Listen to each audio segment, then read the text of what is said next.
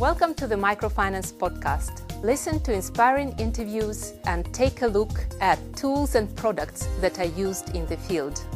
This podcast is produced by MicroSave, market-led solutions for financial services, and is brought to you by Moving Planet Films.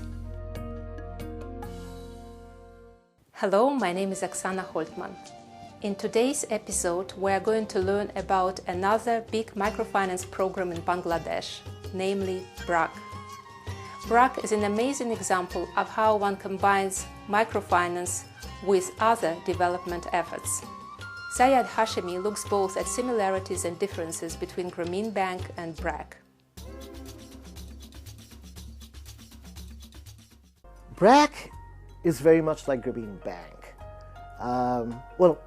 The Grameen family as such, because both Abed and Yunus emerged out of the War of Independence and had a much larger vision of social change, of social transformation, of building a society where the poor wouldn't be left behind, where the poor would be integrated into a development process and would graduate and become far better off. And so both Yunus and Abed's vision, though it may have started with microfinance or it may have been a key category within their ideas, they really did a whole lot of other things. With Yunus, he kept Grameen Bank very separate and he set up other companies to do other kinds of work. So they have a health program, they have a marketing program for weavers, a fishing program, a program for environmentally friendly agriculture, but it's all done in separate companies or through separate agencies. In BRAC, what Abed has successfully built up is a multi-sector organization. And microfinance is big, but Abed has made significant inroads in many other development sectors. Children of poor households weren't going to school because formal schooling was very structured, very organized, very difficult for them, both in terms of the number of years, in terms of them being far away from really remote areas, and also it being scheduled number of long hours. So what BRAC did was it created a non-formal education program where small schools, 30 children, 21 female children, and 9 male children, because he wanted to offset the sex imbalance in conventional schools.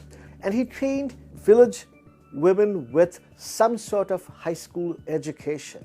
He trained them to be the school teachers.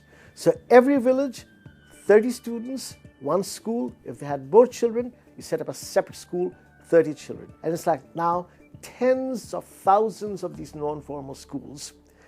And kids are happy, poor kids go there, and it's really transformed the face of schooling in rural Bangladesh. A major killer in Bangladesh has been diarrheal diseases. Now, people had found out in Bangladesh, and this was actually exported, this knowledge all over the world, is you can do oral rehydration therapy. It's a fistful of molasses, a pinch of salt with some water, stops dehydration, and stops the thousands of deaths through diarrheal diseases that do happen. One part, of course, was developing this technology. Very simple, very inexpensive.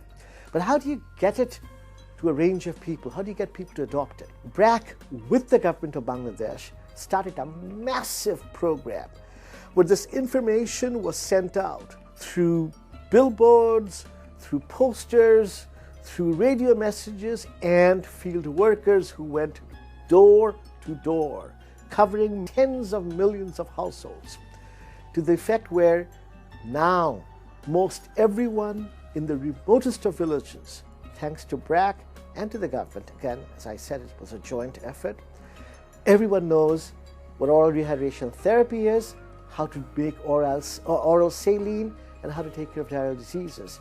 So in the past, during floods, you would always have tens of thousands of people die because of diarrheal diseases during floods. Now, it's only a handful. That's it. BRAC has a legal aid program to provide especially women legal assistance. Again, patriarchal society, a man can divorce a woman by just uttering the word divorce 3 times. BRAC provides legal assistance to women to protect herself in those situations. BRAC has a significant marketing network. What does normal microfinance do? Lend to livestock or poultry. But in a small village, if you don't have the market linkages, so they have poultry or they raise cattle, then what happens? What do you do with that? When do you market it? It's a big problem. There are demand constraints that then immediately limit the scale of microfinance. What BRAC has done is created an industry around poultry. So not only providing women with the poultry feed, but having some of the women collect the eggs to be hatched, some of them raise chicks, some of them sell one-day chicks, some of them have hatcheries. Then these chickens and the eggs are collected by BRAC and sold in urban centers. Artisans and weavers, major chains through that. Traders and weavers and spinners and people making crafts from the village unit down to urban centers and globally. That's the kind of marketing that BRAC does. As I said before, Grameen does a lot of the same things. Grameen has fashion galas in Paris, for the Grameen weavers weaving in Grameen clothes. So it's very much the same ideas, multi-sector, but with Grameen, with Yunus, these are separate companies. He wanted to make sure the bank was protected and separate from all these activities. With BRAC, it's multi-sector.